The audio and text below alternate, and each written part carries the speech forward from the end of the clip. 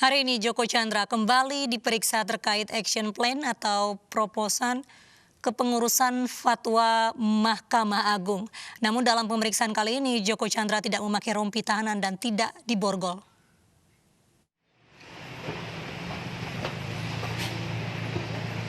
Ada yang berbeda dalam pemeriksaan Joko Chandra hari ini. Tanpa rompi tahanan dan borgol, Joko Chandra melenggang santai saat tiba di Kejaksaan Agung Jakarta. Pemeriksaan apa aja ini Pak Joko Chandra? Jalan-jalan. Ia mengatakan dirinya usai jalan-jalan. Pihak Kejagung tidak menerangkan terkait bedanya tampilan Joko Chandra saat pemeriksaan kali ini. Tadi Joko Chandra kesini tanpa mengenakan baju tahanan. Enggak tahu saya, lagi rapat. Tanyain Dirdik. Ya. Namun usai diperiksa, Joko Chandra telah mengenakan rompi tahanan. Ia kembali bungkam saat ditanya wartawan. Kuasa hukum Joko Chandra menyebut kliennya dicecar 25 pertanyaan terkait pembuatan action plan dan sejumlah inisial nama yang terkait. Ia menambahkan uang $500.000 Amerika Serikat diberikan Joko Chandra kepada Andi Irfan, bukan jaksa Pinangki. Jadi ya kan dikirim dulu uangnya, baru action plan itu dikirim, dibuat oleh mereka. 500.000 itu. Enggak, bukan buat Pinangki, buat Andi Irfan.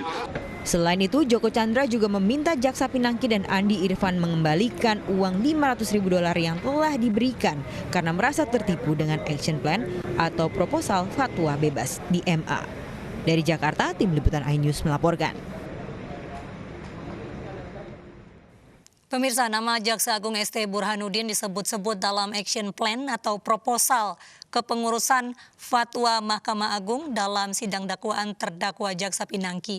Namun Jaksa Agung membantah keterlibatannya saat menghadiri rapat kerja Komisi 3 DPR.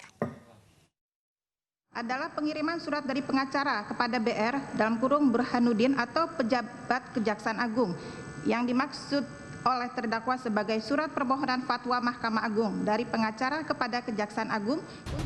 Nama Jaksa Agung ST Burhanuddin disebut dalam sidang dakwaan Jaksa Pinangki Sirna Malasari saat pembacaan action plan atau proposal kepengurusan fatwa Mahkamah Agung atas kasus Joko Chandra.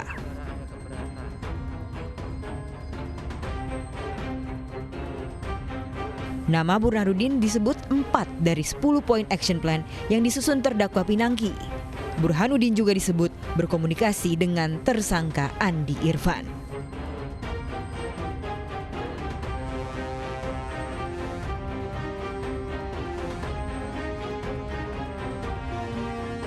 Namun dalam rapat kerja dengan Komisi 3 DPR RI hari ini, Jaksa Agung membantah keterlibatannya. Ia juga menegaskan tidak mengenal sosok Joko Chandra dan tidak pernah memerintahkan Jaksa Pinangki menangani kasus Kesi Bank Bali. Bahwa kami menangani perkara Pinangki secara terbuka dan saya tidak pernah menyampaikan apapun dengan penyidik, lakukan secara terbuka. Bahkan untuk dakwaan pun yang menyebut nama saya tidak pernah peduli. Silakan. Terbuka kami untuk dilakukan penyidikan dan teman-teman sudah melakukan itu. Kemudian apakah saya ada melakukan V-call dengan Joko Chandra? Kami sama sekali tidak mengenal yang namanya Joko Chandra.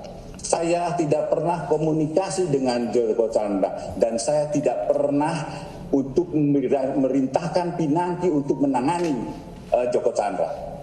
Adalah suatu hal yang bodoh apabila kami melakukan itu. Karena perkara ini tinggal eksekusi. Tidak ada lagi upaya lain, upaya hukum lain tidak ada. Ini hanya tinggal eksekusi. Kalau Irfan Jaya, pada waktu saya jadi Kajati Sulawesi Selatan, dia sebagai orang LSM pernah ketemu saya. Dan sejak itu saya tidak pernah lagi berhubungan dengan yang bersangkutan. Komisi 3 juga meminta Kejagung untuk membuka dugaan kluster politik dalam skandal kasus Joko Chandra. Pihaknya akan mengawasi jalannya kasus Pinangki sesuai komitmen dari Jaksa Agung. Dan Jaksa Agung berjanji bahwa tidak akan ditutup-tutupi jika ada pihak lain yang akan ikut terlibat.